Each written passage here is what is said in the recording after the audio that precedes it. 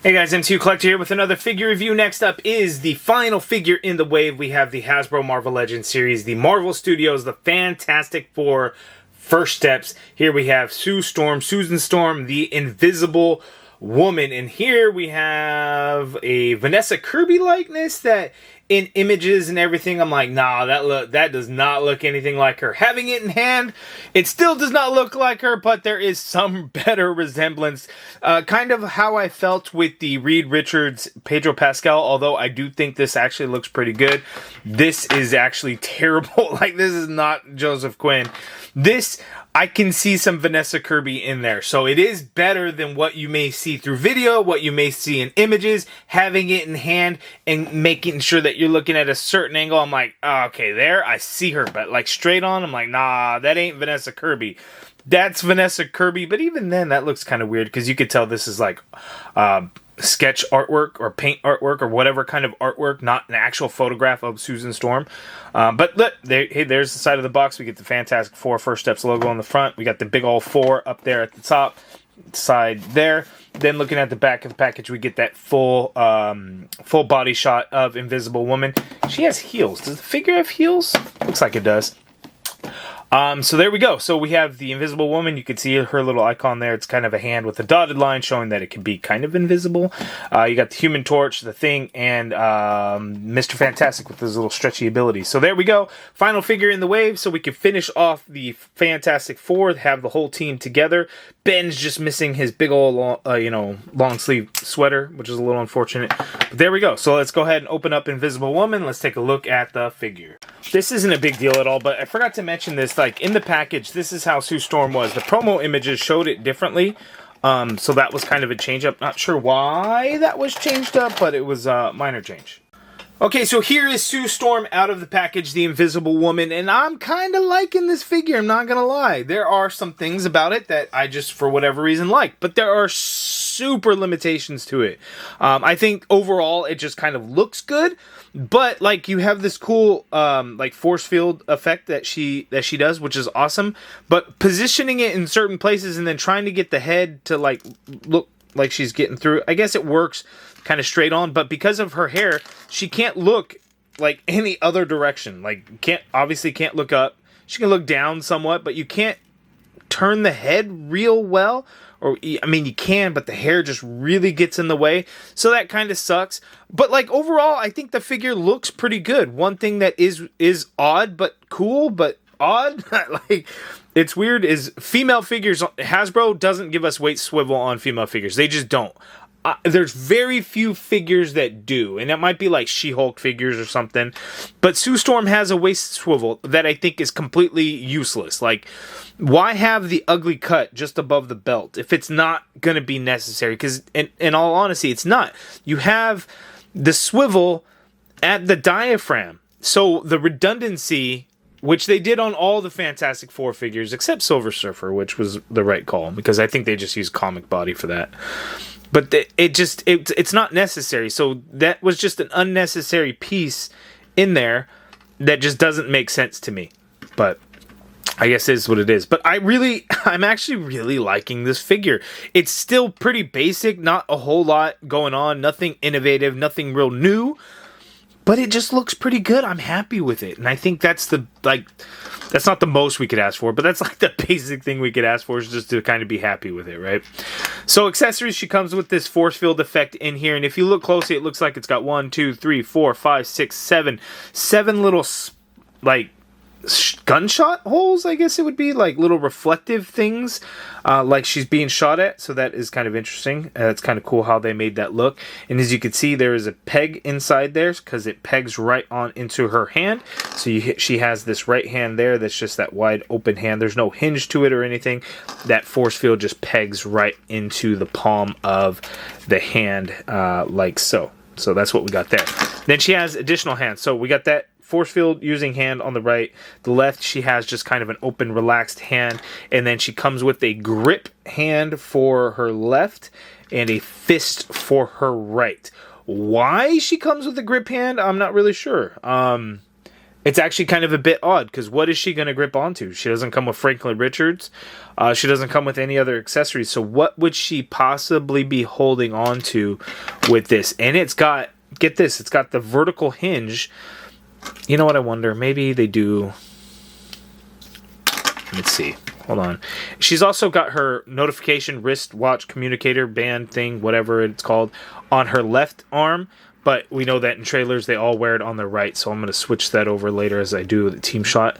I guess you could do this with it. Like, she can kind of grip it, although it's not a good grip, like, at all. So it just kind of sits in there. And maybe that's something that we're going for here. Let's see. You know, almost like an umbrella. Ho! Maybe that's what it is. So maybe something's raining down on there, and that's why it's got the little splatter things. Maybe not necessarily gunshots. I'm not really sure. But I think the grip hand is odd, but, you know, what do I do? Now let's get in for a little bit closer look, because we want to talk about the likeness to Vanessa Kirby, and if it's there, if it's not. I kind of see it, but at times I really don't. You guys tell me. Okay, so here is where I see the Vanessa Kirby likeness, right at this particular angle. Straight on, I kind of see it a little bit too. It just kind of depends. If you're looking at it straight on, fully level, like I'm looking at it through my camera, like through your vision, and I'm looking at it, I'm like, oh, okay, I see Vanessa Kirby. But I'm obviously sitting up higher than what my camera is, so I'm going at a downward angle looking at it. And to me, I don't see it looking at the figure. Looking at my viewfinder on my camera, I see it. So my view is like this. And it's like, well, no, that does not look like Vanessa Kirby. So it really depends on the angle that you're looking at it. So in my opinion, that right there kind of looks like her. That right there kind of looks like her. Well, that definitely doesn't. And then that doesn't. I mean, could go either way. So to me, it's really about the angle. But I am at least happy to say, hey, you know what? I think it looks more like her than I had initially thought. Looking at images online, I'm like, man, they did not do a good job. But now having it, I'm like, okay, all right, I see it. Because again, Hasbro also gave us this. And what the hell is it? Like, that's Joseph Quinn? Are you kidding me? Like, I just don't see it. And I think part of the reason is the hair, but still, like, come on. But then you got Pedro Pascal, Reed Richards, and I'm like, you know what? That looks pretty good. It's not perfect, but it's better than Black Series did. Way better than Black Series did. And I'm like, okay, I see it. I kind of dig it. So, to me, there, I am... Well, look at the holy height difference there. But to me, I am happy with the way it came out, because it is better than I had initially thought, which is great. Looking at the suit, just obviously all that light blue in there. Her heels down at the bottom. The back of the package shows like a much bigger heel, or a taller heel, longer heel. And I'm glad that it's not, because she's not difficult to get to stand up. If that was any taller, longer, bigger, I feel like it would have been difficult. So I'm glad it's not, and she can stand easy. The same thing with this figure as the other figures is, if you're going to sculpt a different boot in the leg, why not have it swivel? Like, I don't understand why the lack of swivel. It just doesn't make sense to me, because you're not going to break up the sculpt in any way. It's not going to be ugly at the turn, so it doesn't make sense. It's weird. She's got a lot more like pattern in her suit than I think anyone else really did. As you can see there, it's fully textured, black buttons there above the knee for some reason. I'm not sure what these black lines are on the biceps, but because of that, I got a little bit of some paint rub or something going on there on her elbow. No big deal there. The gloves do get the black paint on the inside, whereas for whatever reason, Johnny's did not get black paint on the inside of his glove. They did it right there on the side of the finger, but like, if it's the same exact hand, like Reed got full paint. Not sure why Johnny Storm didn't. So it's kind of an odd one there. But there we go. Susan Storm, not too bad. Looks pretty good. I do want to mention, like, popping this head off, as you could see, that neck really wants to come out of there, and I want to be really careful. And I've been told, apparently, that I'm just, like, yank these heads off, and I'm not careful in any way. So I'm supposed to do this. No, but that's pulling the neck off even more. So I will not be taking that head off again, because that neck is coming off. So that is another big flaw. Hopefully that's not the case with any of your guys' and just mine. But let's go ahead and move on to the articulation. Okay, so Stu Storm, she's got long hair that drapes over her shoulders and then her back. So obviously she's not going to be able to look up at all. She can look down a little bit, as you can see there. You can swivel around, but you got the issue with the hair just really getting in the way, and then it's kind of weird. So you could just really swivel a little bit, and then it kind of works out. Not really any pivot going on in there. The arm you can get to go straight on out like so. You get a full rotation in there. You got the upper bicep swivel and double jointed elbow, which is great. So you get that much bend there. Wrist swivel, and they do hinge. All the hands have the standard. Well, not all the hands. Let's do this. Grip hand for the left has the vertical hinge, so that is good. Open hand for the force field has no hinge whatsoever. It just pegs into the hand, as you can see there. No hinge. The fist that she comes with for the right does have the standard horizontal hinge, and the open hand that she has for the left has a standard horizontal hinge. She's got the diaphragm cut on there, so that's typical of what we see with female figures. She could tilt to her left that much. That is a pretty good amount. She could tilt to her right that much. Not a bad amount. She can lean back a little bit there. Pretty good. She could come forward like hardly anything. That's where Hasbro always fails. They just can't do it to where they move forward. Part of what would help is if they do a ball joint waist, and the way that the belt is curved would have fit perfectly for a ball joint waist to be in there to rock back and forth. But no, we didn't get it. We get a stupid waist swivel that serves no purpose. No purpose whatsoever when you could swivel at the diaphragm. So it's just frustrating because it's like, why would you do that? Because if you swivel, like, that just looks ugly and looks weird, right? Have a ball joint waist. It'd be better. One day, maybe, they will start to incorporate more ball joint waists. Because I don't want to say they never do it, because they technically do. It's just few and far between. I think the Gamerverse Wolverine has a ball joint waist. I think that one does. So they can do it, and maybe that's the start of it, but Hasbro needs to do something. They need to be more innovative. And I say innovative to them. It's not innovative to the toy industry. It's just innovative to them. They should do it. They need to do it. I'd like to see them do it. Hopefully they will. Back to the review. Articulation. Legs go out that far apart. That's pretty good. Can she kick forward higher than any others? Not really. My goodness. Like, what are we doing here, Hasbro? Like, what's going on? Like, you can give us more range than that. So that kind of sucks. Doesn't really go back. I mean, that's unfortunate. You get the upper thigh swivel in there. Double jointed pinless knee gives you that much bend at the knee. No boot swivel because Hasbro hates us, apparently. I don't know why. I don't know what they're doing. There's no safety reason. There's no way that's a different cost perspective. Just make a swivel. It's this two different pieces anyway. Make a swivel. Foot hinges down all the way. You get a little bit of hinge up, ankle pivot, peg holes at the bottom of the feet. So despite the limited articulation, which, let's face it, female figures always get this limited articulation. So think Silver Surfer. This is what female figures typically get. You don't get boot swivel, so I guess that's not new. But when you got boots on there, give us a boot swivel. So it's kind of in line with this figure, except the only other change would be the added waist swivel in there. So kind of what we expect with female figures, I guess. Just, hopefully we get more. Hopefully they improve. All right, so let's start with the side-by-side comparison. So here we're going to have the comic Sue Storm Invisible Woman figures, and here we're going to start off with the actual Invisible Woman. So this was the Hasbro Pulse exclusive, the Retro Fantastic Four figure. And it's really cool when you get one that's all translucent. It's like, hey, Invisible Woman's doing her whole thing, being invisible. I would like to see an MCU version of the invisibility. So just give us this figure all completely translucent. I know people probably may not like that as much, but I would actually like that. You know what? Give us a multi-pack, a deluxe pack or something. Give us an Invisible Sue. Give us a Franklin Richards. Give us a Herbie. And then give us like a swappable torso or something for Reed.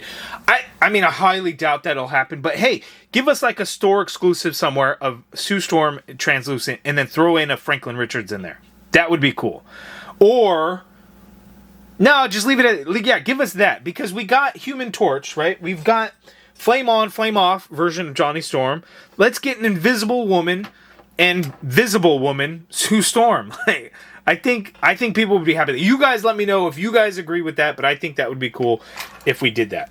So let's go ahead and swap out, because this is essentially the same figure, but it's the fully painted one. So here we have the ugly Sue Storm, because that HUD sculpt, ugly. Like, not good, right? Everyone agrees that this thing is hideous. I don't remember seeing anybody say anything positive about it, but I might be misremembering. You guys will have to let me know. But classic suit here. So there we go. And you can see comic is a little bit taller, but this is also back when the female figures weren't quite as good. You know, they still had pins. We didn't get double jointed elbows. We didn't get bicep swivel or anything like that. So it'd be cool. It would be cool if Hasbro did another comic Fantastic Four set. But I mean, yeah, I think they still should. Give us a lighter blue or something. I think that would be nice. You guys let me know if you guys think we should get another set. I wouldn't be opposed to it, but you know, you guys let me know. And then other Fantastic Four Sue Storm, we got there with the black and blue suit. I have that there.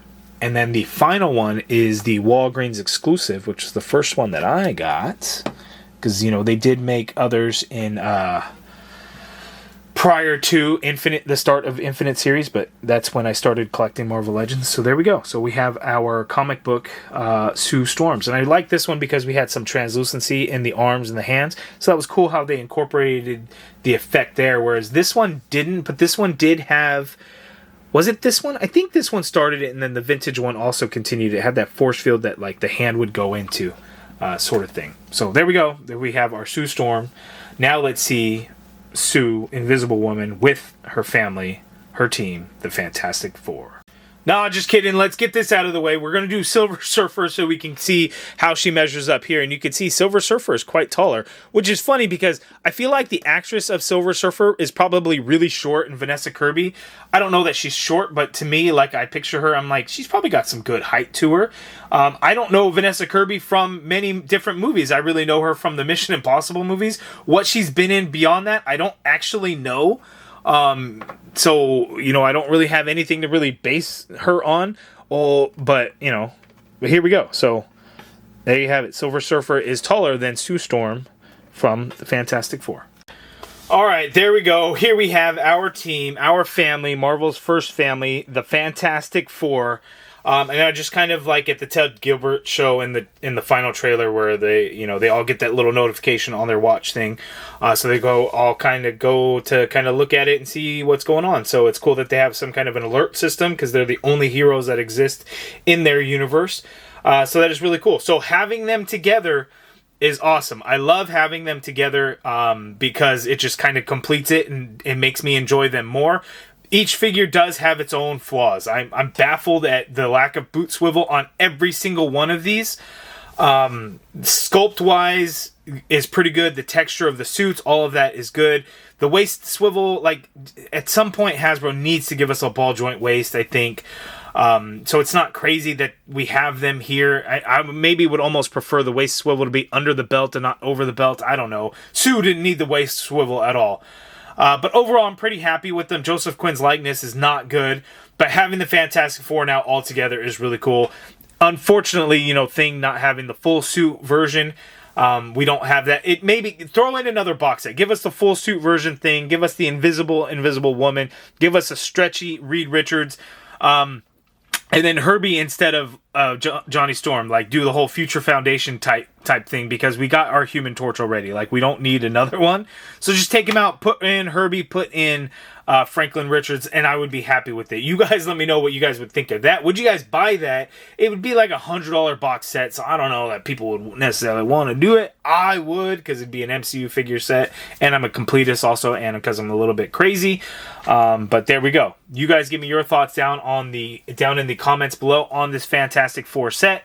Again, I'm happy to now have the whole family team together because they do look really good together, and I'm very excited for the movie. I will be seeing it down at Comic-Con when it releases, so very, very happy with that. But there you go. Give me your guys' thoughts in the comments below. If you guys like this video, please do me a favor, hit that thumbs up button, subscribe if you haven't already done so, and as always, thank you for watching.